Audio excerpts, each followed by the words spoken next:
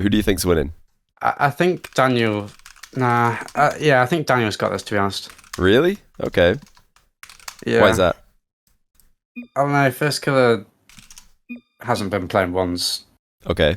so you might be the better individual player, in my opinion.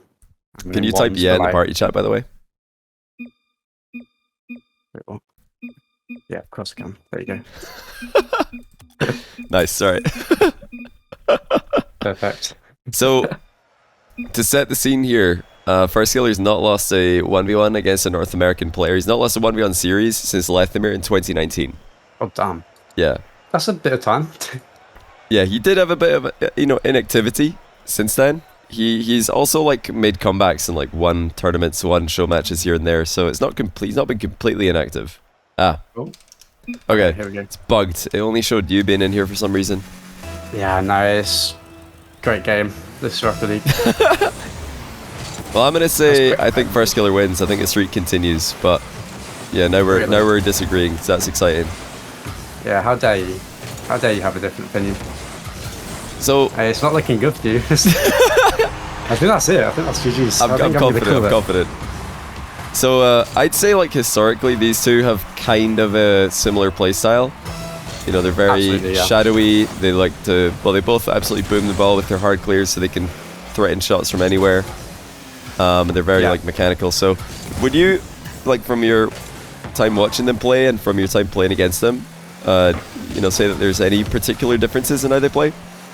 Daniel's definitely more aerial based. I mean, he always has been in ones. I think Firstkiller's gonna be now. He's now gonna be more aerial based than he used to be. When he was playing loads of ones matches and not a lot of threes when he was like 14. Yeah. 15. He was a lot more ground based back then, but now since he's been playing a lot of threes, he's probably gonna stick to his aerial mechanics in this game. But I think Daniel's gonna beat him in that because obviously you don't know if Firstkiller has the better aerial mechanics in threes. It's not always the same with ones. Yeah, it's true. He struggled against Ruas because he kept getting all of his shots saved. Every time he aerialed against Ruas, he would just get hard red, whether it's flip reset, air dribble bump, or regular air dribble. He just get predicted every single time. Yeah. Not only that, he's all in, so you get counter-attacked. Exactly. With aerial plays, obviously the positive of it is that you can't really get challenged whilst you're setting up the shot. Or at least you can see your opponent challenge you all the time is when you're setting it up because they have to come from the air too.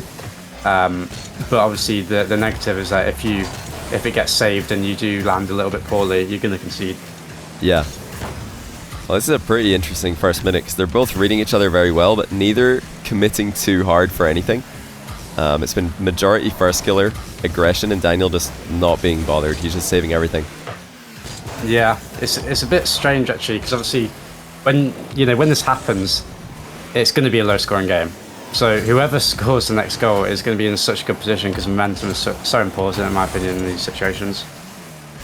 This is actually a very, almost like it's like new mechanics, but the classic NA 1v1 playstyle, where they're both just recovering, taking boost, taking turns attacking. Nobody's doing anything weird. Like right there, Daniel didn't go for a demo or anything. He's just like, "Hey, what's up, man? I'm here. All right, do your play. All right, my turn." Yeah, they're kind of taking turns. It's like a Pokemon battle. Wait, that's what I call them. It's like Pokemon battles. Oh, okay, that's huge. That's a good adaptation because both players have been going quite high. Daniel fakes it high, goes low. Yeah, you saw the pre-jump. That was really nice by Daniel. So you're saying it's like a Pokemon battle because it's like turn-based? Yeah, I feel like NA ones is always like that, whereas E ones is a bit more like, oh, I might be behind you, be careful. You know what I mean? Like, I mean, you just played CRR, who could literally be anywhere and doing anything at any time, so it's very different from this. Yeah, he was. So I thought you were gonna go, if you're gonna like make a turn-based analogy, I thought you would go with chess because you're obviously a very big chess fan. I'm a very big chess player, Johnny. Not a fan. You are a big chess player as well. A very good chess player, actually.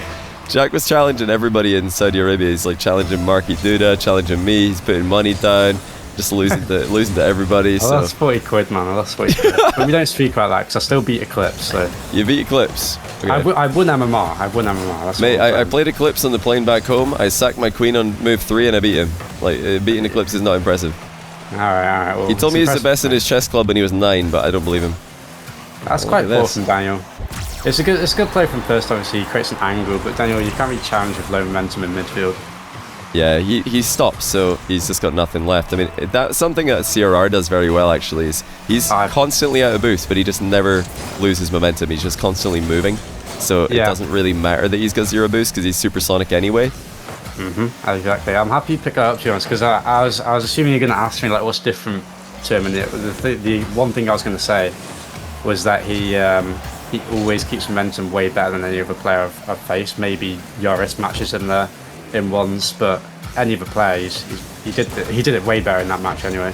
Yeah, it really enables it to be annoying. So yeah, he's annoying, he's hard to read, but I think more than anything it enables him to be more careless with his boost, because he just doesn't care if he's boost starved. Yeah, exactly. I don't mind that flick from Daniel. He hits the crossbar, obviously, and people are going to be like, oh, terrible flick, but he keeps possession. Yeah, he forced a bad save. Firstkiller is completely out of the game now. It's a big part. I mean, I've started to notice it mainly this year. Like, a big part of 1v1 offense became not even trying to score, just trying to force the opponent to land in the net. Like, land on the inside of the post, lose all their momentum. Yeah, exactly. That's what I was trying to... Because I've been trying to think, because obviously I'm getting back into ones. That's a 2-goal lead. That's quite important in this match. Massive, so low scoring, yeah. Like I said, I've been trying to get back more into ones, and I've been thinking about, like, whilst not playing, thinking about like what would the perfect ones player look like. And I kind of came to the conclusion I wanted to test like what. Yeah, Jesus. I wanted to test what taking loads of shots on net would do, and I did it in that match against CRR. And there's no real... If you do it well, you can't really stop it. Yeah. Because they always land inside the net, and you just keep boost starving them until they're on 0, and then they just can't save the ball. I want to see you do that against Rawas, because that's the ultimate like test. I'd love to try it. If an offensive strategy works against him, well, an offensive strategy against the best goal line defender in the world, and it's probably pretty good. I mean, that's actually what Khaled used to do against Rawas. I don't know if he still does it to this day, but Khaled's got a really good historical record against Rawas, because that's really his strat, is he just puts on a pile of shots. None of them individually are that like crazy, but one after another, like they just chip away at you. Yeah, definitely. I mean, I'd love to play Russ. I think he's very, very good. We always have close games at rank, so I'm sure it'll go the distance as well. Well, your prediction's looking pretty good here. What can I say, man? I'm just too good. This game's over. Mate, you predicted Daniel to beat Nepo though as well, so you're 0 for 1 on my stream. You're trying to redeem yourself. It's alright. It's alright. Wait, Jack. Bit used to playing actually. It's actually so lucky that you spawned like in the wrong place. Yeah, it happens. I wanted to take him. You really wanted to play Daniel again. Because I wouldn't mind playing NA server against some NA players. I'd love to play a Firstkiller. You're gonna go to NA in like what 6 days, mate. You don't need to do it now. I forgot about that. Wait, when are you going to NA? What day? In 3 days. 3 days? Why are you trying to play NA servers when you're going there in 3 days? Bro. Well, no, I'm trying to do the Middle East strat. You play with weights on, and then when you go on like 12 ping, you're just the greatest players to ever touch any game in the world. Ooh. Oh, that was almost sick. Give me credit to him. He really went for that. I love how the position he's ended up with as well, but let's see what Daniel can do with 0 boost. Firstkiller's beamed it. Yeah, he's big time beamed that one. Yeah, I'm not a fan of these plays. It's just like, I score or you score. Do you know what I mean? Oh, they completely all in play. There's just no build up to the attack. I feel like have we seen a demo attempt yet in all this time? We haven't. No, not yet. So that's like I think the biggest difference between EU NA ones is the very top guys in the EU server just constantly threaten demos, but in NA it's not so much a focus. And, either style can work, but I think the demo threat is something that everybody should have at some point in their game. Definitely. Daniel's just closing the space down a lot here. It's like he's... I don't want to say he's scared of Firstkiller. I think he's just confident in himself. It's not, it's more positive than negative of Daniel. He's just confident. He's going for a lot of early challenges there. Look at that. He should have gone for a bump there. Yeah, he just went for the wave dash recovery. He's holding on. Oh. He is doing such a good job of denying Firstkiller goals. He's frustrating him. I mean, this is another game where he's just holding Firstkiller to 0 for a long time. And Firstkiller's offensive strategy clearly it's just not causing Daniel problems. I mean, for me, the obvious one is demos. I think he just has to do something like that. But like, apart from that and the volume of shots that you're suggesting, like, what else are you trying to do in these kind of positions when you're just being held to 0? Oh dear. Well, maybe not do that boost grab, but what are you thinking as a player when you're in these positions? You just can't score. Yeah, it's annoying. You start, doing unorthodox plays. You start maybe going for a little bit more risky plays, and you get counter attack because of it. All right, freebie. Well, I would have missed that, but luckily it's not me, so it's fine. But yeah, like I was saying, I think they need to, well, especially first. He has a lot of good opportunities. He's creating the good opportunities. Like, his midfield is very good in the series so far, but I feel like he's not creating enough angle in his corners, in his opponent's corner. Sorry. He keeps trying to go direct to net from the corners. If he goes mid, he's going to have a lot easier time to score. He's going to have way more space. So you mean like on the approach, he needs a better angle? I think the approach is, like I said, the approach, yeah, but mainly in the corners. He doesn't attack, the ball gets saved, he goes to the corner, he grabs the boost, and then his next touch is always to the net, and that's much easier to save than if he's trying to create another angle. It's like he's not thinking 10 seconds ahead, he's more thinking 2 seconds, like, how can I score right now? Okay, I understand what you mean. 10 seconds. Yeah, so yeah, that's it's something I did notice you doing against CRR. Daniel's just like, yeah, he's crushing. He's a bit too efficient right now with his chances. Just more deadly. That's such a great pre-flip under the ball. Man, what a play! Everything working perfectly there. And you can't save that. The only way you can do it is by going on the backboard, and if you're coward, you'll somehow get the best 50 of your life. But other than that, I don't really think you can do much. He's going to have this as well. I like that he didn't go for it. He's showing composure there. Class from Daniel. You don't need to score straight away. So yeah, you did do that against CRR, where, against players who are on low boost, one of the things that defenders will do when they don't have boost is they'll try and force a 50-50, because then the ball's going to go somewhere else, and then they can go get boost. So do you think Firstkiller could try to do this when he gets these favourable positions? Like, just try and not give Daniel what Daniel wants, because Daniel just wants time, and Firstkiller's kind of giving him time. Exactly. As soon as you have the boost advantage over your opponent, you have one of two things. If you can take the ball into a position where the opponent can't challenge you, then you do that. Because if you're far away from their net, which is either in the air or just go back to midfield and create an attack that way, you can have a much better chance of scoring because you have way more options to shoot the ball. And the other thing you can do is just go for a shot straight away. Now, if you don't have a position to shoot straight away, you have to go for the other option. You can't set up a shot that's too close to the net, because it gives your opponent way easier of a time to shut the space down. There's a lot of air dribbles in this game, which, I mean, I did expect from these two. They're very mechanical in the air.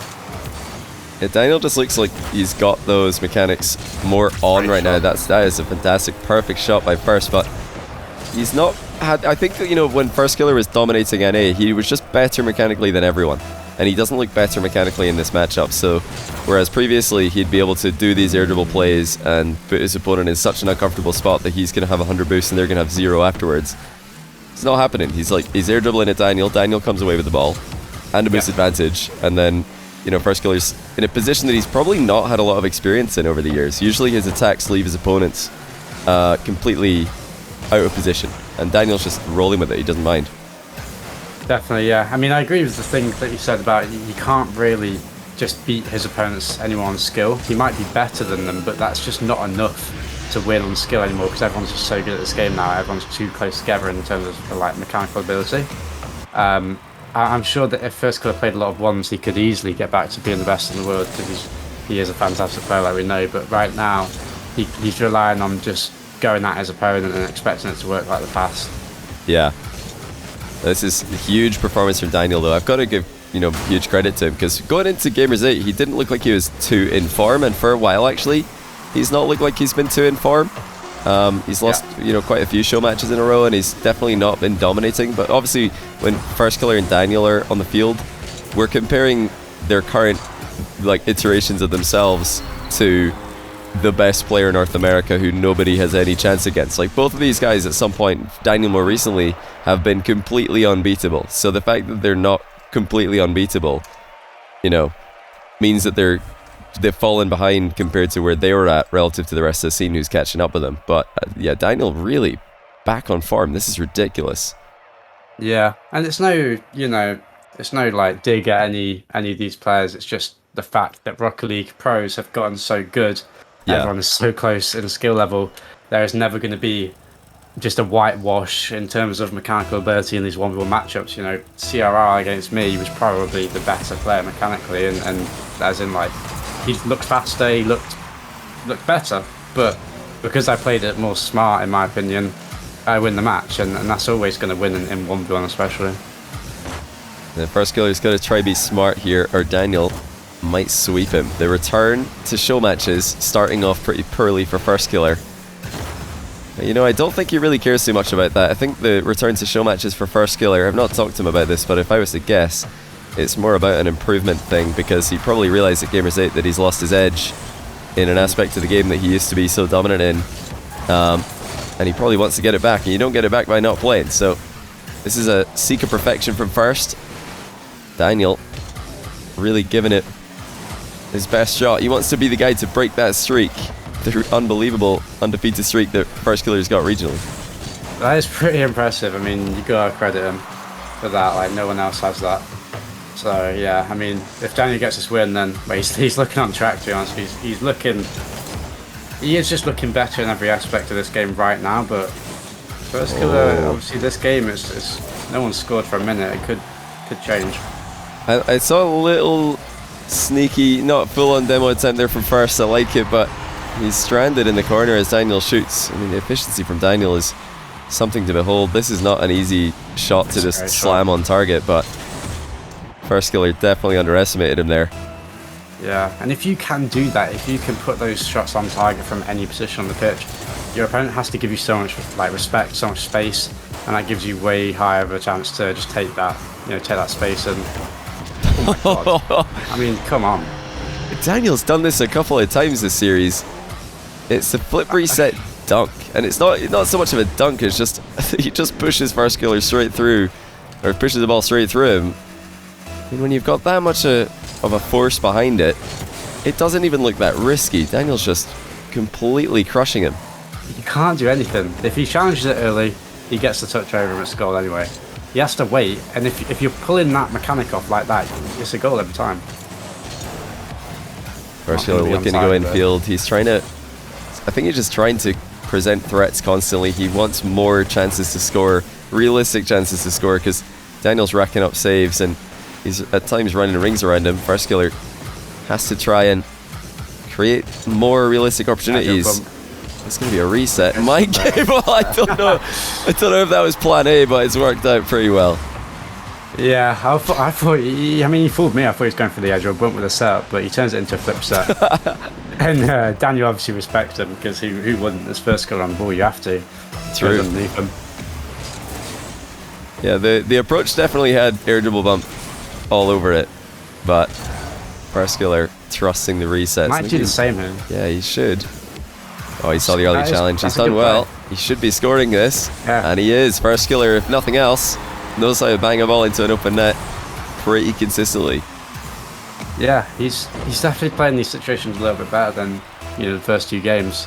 He's actually being aware of when his opponent's challenging or what his opponent's going to do, and it's paying off. He scored 2 times out of 2 from it, so see if he can keep it up. Oh no, not again. I think Daniel actually missed his first touch there as well. It looked like he was scrambling to get back to the ball, but he still made something of it. He's a bit early for the boost, and though he times it perfectly, he had to slow down there. He didn't want to rush and miss the boost steal.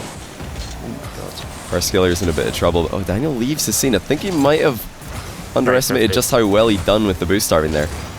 Yeah, that was a good pitch. I thought Firstkiller actually scores from this, but oh wait, what's happening? He still should. It's well done. Yeah, Daniel didn't get the clear. He had no boost left. He threw himself at an in and out save, missed it, and then he just had no boost. I think he was hoping that Firstkiller would take his time, fake but it or something. Yeah, Firstkiller just saw him.